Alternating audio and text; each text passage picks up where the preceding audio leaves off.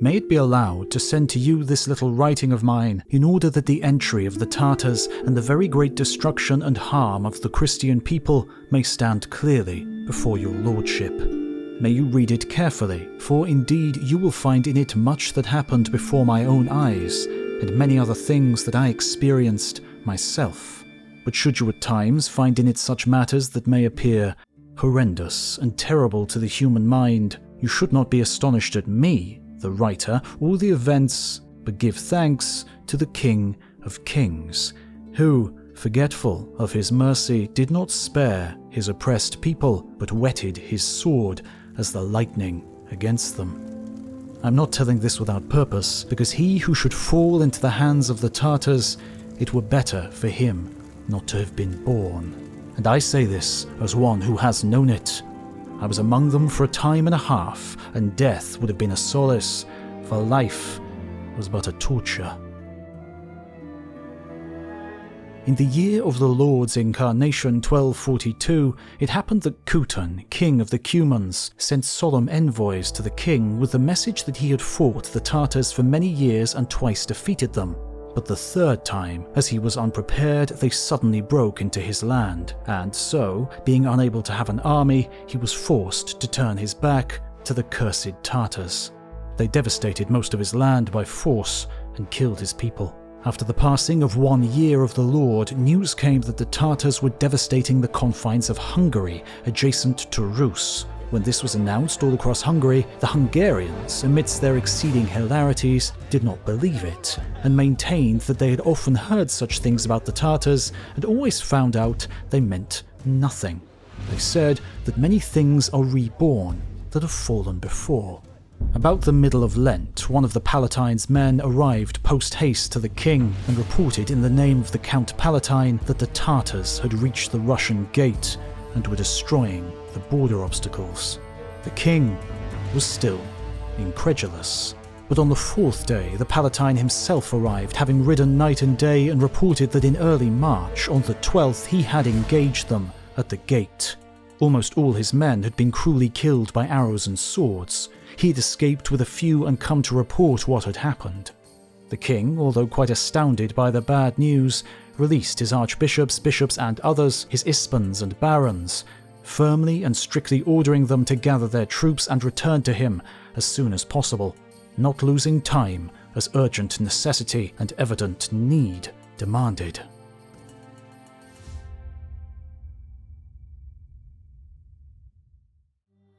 The enormous Mongol attacks on Japan in the 13th century were the largest seaborne invasion fleets in history until the Normandy landings, some 700 years later. And so our sponsor today is the visceral World War II multiplayer shooter Enlisted, a great choice for historically accurate dynamic action and a game where you get a first-person view of D-Day itself. It's free and available to play on PC, Xbox Series S, X and PS4 and 5 with cross-platform support. You can battle in distinct historical campaigns such as Normandy and the Battle for Moscow, with several more already being worked on. For me, I was most impressed that the uniforms, vehicles and even locations have been crafted with historical authenticity in mind.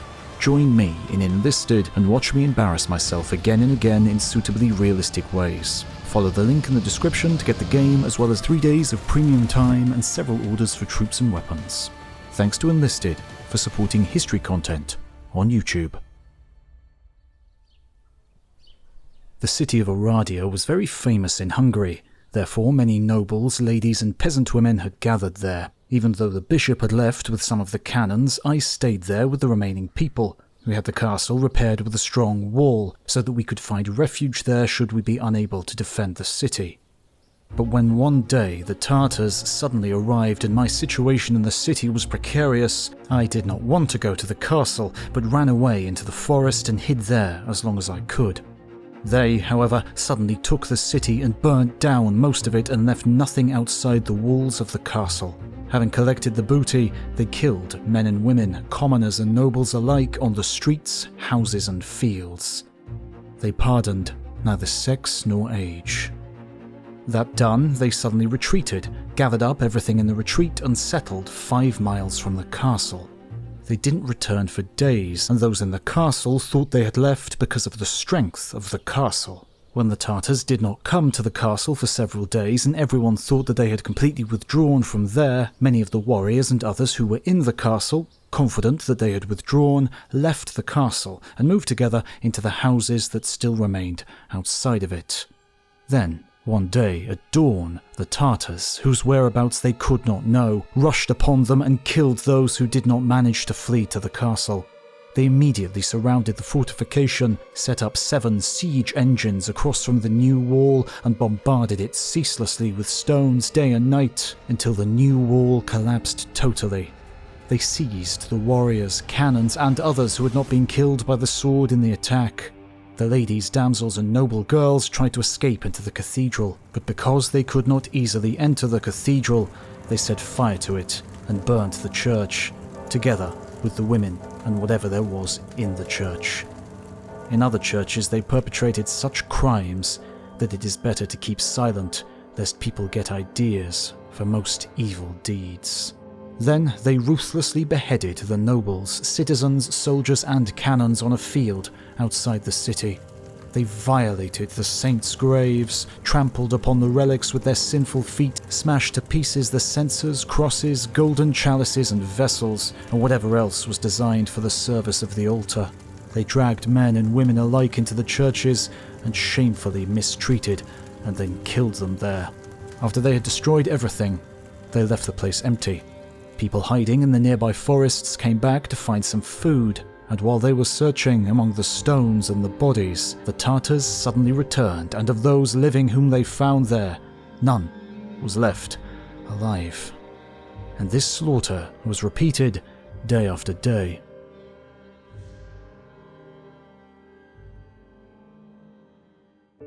The King of Kings and Lord of the Tatars who entered Hungary was called by the name of Batu. Having entirely and single-mindedly destroyed Rus and Cumania, they decided to occupy Hungary. When the king marched out from the city of Pest, as I mentioned, and moved with a great number of armed men against the Tatars, they stopped burning villages, quickly assembled, and retreated by the way they had come. Meanwhile, the king encouraged his men to prepare manfully for battle, and personally handed out many flags among the great men. The Hungarians, though, trusting their number, made fun of all this and, owing to the matters discussed above, had neither mind nor spirit for fighting. They thought that any such calamity would only hit some in particular and not all in general. But not now. The present was no way like the past. The Tatars found a ford far from the army and crossed overnight. At dawn, they surrounded the entire royal army and started shooting arrows like a hailstorm. The Hungarians, being both disconcerted and outwitted by their ruse, armed and mounted their horses, but the soldiers could not find their commanders, the commanders their men, and, when they set out to battle, they marched faintly and slackly. Arrows were shot into the air so densely that they almost covered the warriors in shadow and flew like locusts and grasshoppers that move in swarms. Unable to resist the shower of arrows, they returned to the camp. There, the king was unable to set up battle lines. No message, not a word was passed among them. While the king thought they were going into battle, they were escaping rather than going to fight. The slaughter among those both fleeing on the broad road towards Pest and those who stayed with the army was so enormous, so many thousand men perished, that one could not estimate it, nor can one very well trust reports, as the loss was so huge. No mortal man may have certain knowledge of the major and lesser laymen who drowned in the marshes and rivers, were consumed by fire, or perished by the sword.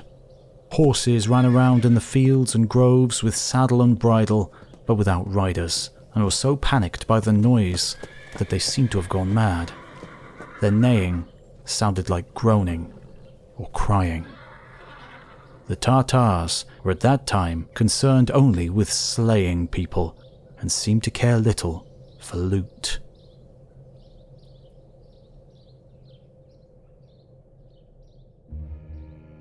We, who stayed in the forest among the border obstacles, took flight at night towards Damashta, a large German village on the Krish River. But the Germans did not let us cross the bridge. Instead, many of them insisted that we had to defend their fortified city together with them, which didn't please us at all. So we turned off to an island, which was being well fortified. Since I dared not go on, I stayed with them. When I realized that this place was so well fortified, I liked it and I stayed there. When I had been there for a few days with my servants, our scouts reported that the Tatars were approaching. I hired a guard and a servant, each of us heading 3 horses, and hastened by night to the city of Chenad on the Mureș River, 8 miles from the island. As we were riding all night as fast as our horses could carry us, at dawn we reached Chenad. But a day before, it too had been taken and destroyed by the Tatars, who had entered Hungary from the other side. The whole region was occupied. We left our horses in some huts and hid for the day in some pits. And at nightfall we crept back in amidst the Tatars with great difficulty and fear to the old place, and entered the island, eyes downcast and ashamed. While we were in such danger, my servants, who were guarding the horses outside, and some others who were with me, fled from the island with all my money and my clothing.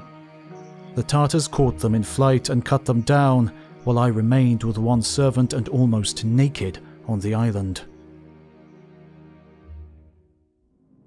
Not much later, the news came that the Tatars had taken at dawn the said Tamashta, the village of the Germans, and all those whom they did not keep alive were beheaded by the sword with horrendous cruelty.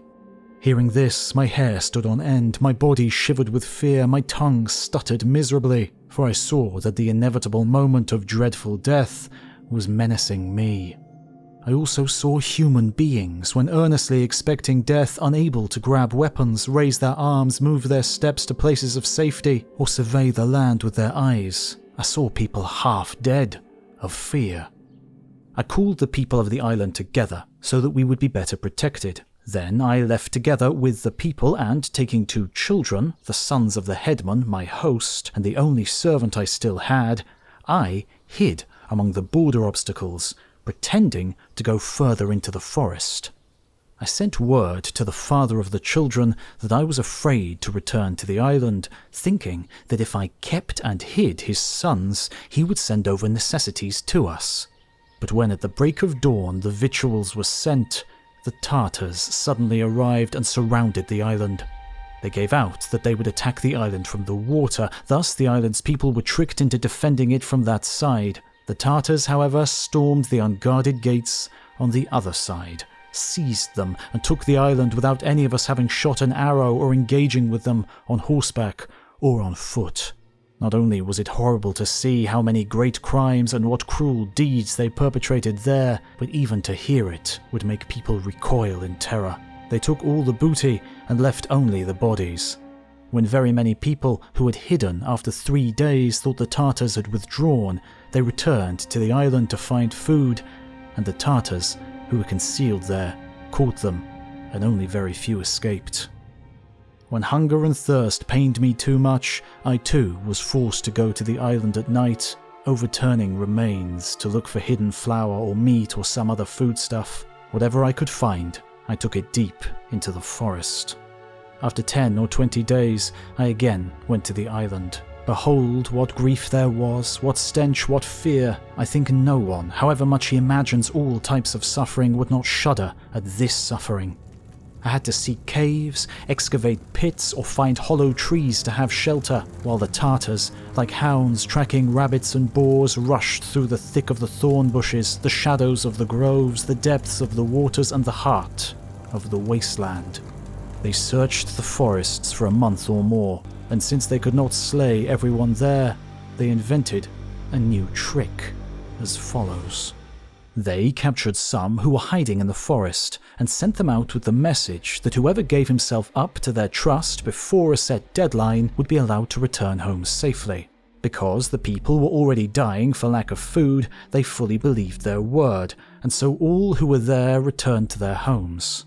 And since these forests are vast and innumerable people hid there, the land in an area of 3 days' walk came to be repopulated, and every village chose its king from among the Tatars at its will.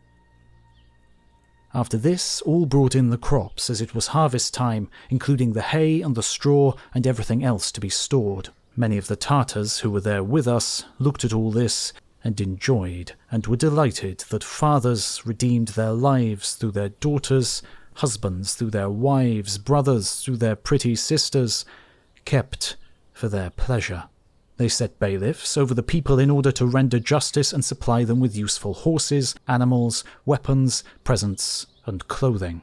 So we had peace, courts of law, and everyone obtained justice. The most beautiful girls were sent to them, and those who procured them received sheep, oxen, or horses. I often went there to find out if there was any way of getting free. All the bailiffs gave the order that from certain villages, the men, women, and children should appear before them with gifts. We were quite frightened by this news, for we did not know its reason. Therefore I chose to go to the army rather than stay in the village in such uncertainty. The bailiffs went to receive the gifts, and, after they had received them, they led the bearers of the gifts into a valley and killed them there, after terribly despoiling them. Another part of their army turned towards Esztergom, but only a few went that far. They mostly settled some distances away and prepared some 30 siege engines. Those of Esztergom had meanwhile fortified themselves with moats, walls, and wooden towers. The commoners, knights, nobles, and ladies who gathered in that remarkable fortress were so self-confident that they thought they could resist the whole world. But the Hungarians and the French and the Lombards, who were like lords of the city, realized that they could not hold out. So they set fire to the suburbs and the wooden houses, of which there were many, all the way to the stone palace. In the houses they burned immense amounts of dyed clothes and garments, slaughtered the horses, buried gold and silver, and hid whatsoever goods they had before retiring to the palaces to defend themselves. When the Tatars found out that all by which they wanted to get rich had been burnt, they became very angry and swiftly closed off the city with wooden palisades, so that whoever tried to escape would run into the throat of the sword. Having taken them swiftly, I believe, to tell the truth, that no more than 15 people were not killed in or outside the city. They who were due to be captured and killed, the better ladies, dressed as beautifully as they could, gathered in one of the palaces and appealed for an audience with the Grand Prince. All, about 300 of them, were led out of the city to the prince and asked for the gift of being left alive under his rule. He, however, in his anger for not having won any booty, ordered them to be robbed and beheaded, and that was done right away. They held the country both beyond and on this side of the Danube, but the part on this side of the Danube was not as much destroyed, because they did not encamp here but only wasted all they found when marching through. Thus, moving back slowly, we reached Transylvania, where many people who had survived and several castles were. What more, with the exception of a few castles, they occupied the whole country as they passed through. They left the country desolate and empty. As I had no hope of survival and a bitter and cruel death was already waiting at the door, I thought it were better to die here than be tortured by the steady stings of fear. Therefore I left the highway, as if following the call of nature, and rushed towards the dense forest with my only servant and hid in the hollow of a creek, covering myself with leaves and branches. My servant hid further away, so that the chance detection of the one should not cause the unhappy capture of the other. We lay thus for 2 full days, as in graves, not raising our head, and heard the terrible voices of those who, following the footprints of erring beasts, passed close by in the forest and often shouted after the prisoners who were in hiding. And when we could no more repress in the deep silence of our hearts the very just demands of hunger, we lifted our heads and began to crawl like snakes, using arms and legs. We mournfully wept and groaned that it would have been easier to die by the sword than that the bond of our limbs and the unity of body and soul fall apart through starvation. While we were exchanging such words of consolation, a man appeared, and as soon as we set our eyes on him, we took to fearful flight and did not turn our sight away to see whether he was gaining or falling behind us in flight. We began to walk across the waste and abandoned land that they had destroyed while retreating. Church towers were our way signs from one place to another, and the road they marked for us was rough. The roads and paths had vanished. Grass and thorn bushes had taken over. Leeks, purslane, onions and garlic left in the gardens of the peasants were, when they could be found, brought to me as the choicest delicacies. The others made do with mallow, houseleek and cowbane roots. We filled our hungry stomachs with these, and the spirit of life was revived in our drained bodies.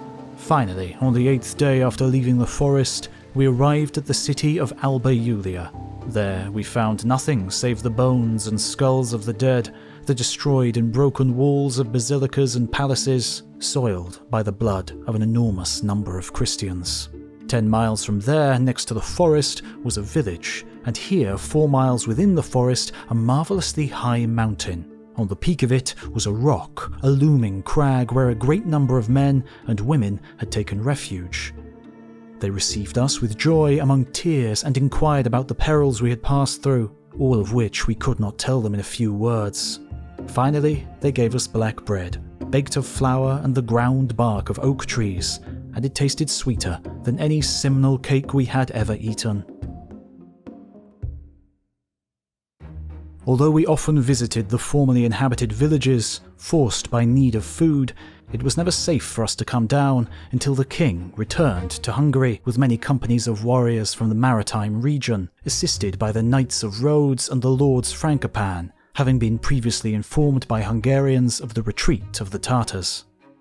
And so I have written all this to you, Father, without adding in anything false, so that you, Father, who knows about the felicitous turn of my fortune, may know as well about the true nature of my misfortune and danger.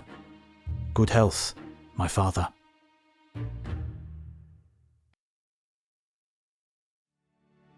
Remember to follow the link in the description to dive into the chaotic world of Enlisted and its historically accurate action. Clicking on the link will also give you 3 days of premium time and several orders for troops and weapons.